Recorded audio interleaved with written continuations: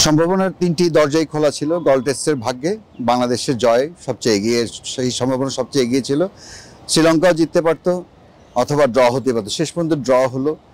এই ড্রয়ের আমার কাছে মনে হয় যে এই ড্রটা বাংলাদেশ চাইলে ম্যাচের ভাগ্য বদলাতে পারত। সকালের দিকে যখন নাজমুল হোসেন শান্ত এবং মুশফিকুর রহিম ব্যাটিং করছিলেন, তারা একটু দ্রুতলয়ে রান করলে শ্রীলঙ্কার উপর রানের চাপ এবং বেশি সময় পাওয়া যেত।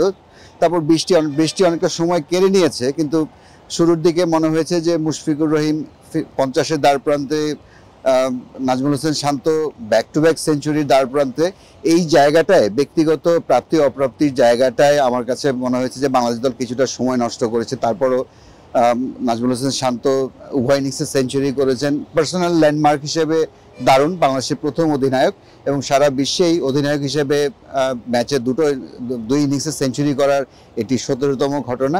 ব্যক্তিগত অর্জনে ভাস্বর এই বাংলাদেশের জন্য এই ম্যাচটা, এবং সবচেয়ে বড় কথা বিশ্ব টেস্ট চ্যাম্পিয়নশিপের এই চক্র বাংলাদেশ শুরু করলো, পয়েন্ট পেল, বাট এখানে জয়ের সম্ভাবনা ছিল যদি সকালের সেশনে আরেকটু দ্রুতলয়ে বাংলাদেশ রান তুলতো, যেখানে আপনি শ্রীলঙ্কার শেষ সেশনে এসে 4টা উইকেট হারিয়েছে, বাড়তি কিছু সময় পেলে অবশ্যই বাংলাদেশ জয়ের জন্য যেতে পারত।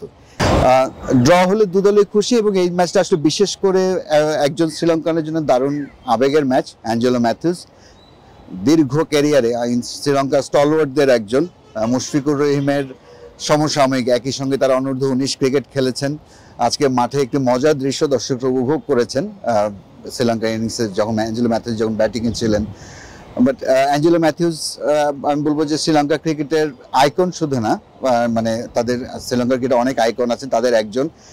অ্যাঞ্জেলো ম্যাথিউস দেখানোর পথে অনেকে হাঁটবেন।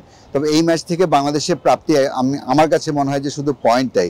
এই ম্যাচে বাংলাদেশ যদি সকালে আরেকটু তৎপর হতেন, পঞ্চম দিনের সকালে একটু অ্যাক্সেলারেট করে খেলতেন, তাহলে যে ব্যক্তিগত অর্জন সেটা নাজমুল হোসেন, মুশফিকুর রহিম, নাঈম হাসান, এই ব্যক্তিগত অর্জনের পাশাপাশি দলেরও একটা বিরাট সম্ভাবনার পথ তৈরি হতো, বাংলাদেশ পেতে পারত। নান্দালেস ড্র নিয়ে বাংলাদেশ দল কলম্বোয় যাচ্ছে সিরিজ দ্বিতীয় টেস্ট খেলার জন্য।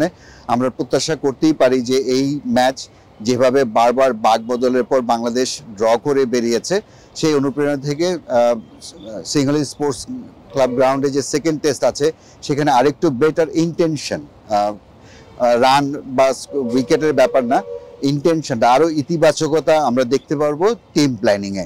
এই প্রত্যাশা করে গল ইন্টারন্যাশনাল স্টেডিয়াম থেকে বিদায় নিচ্ছি আমি সাইদুজ্জামান। সবাইকে ধন্যবাদ।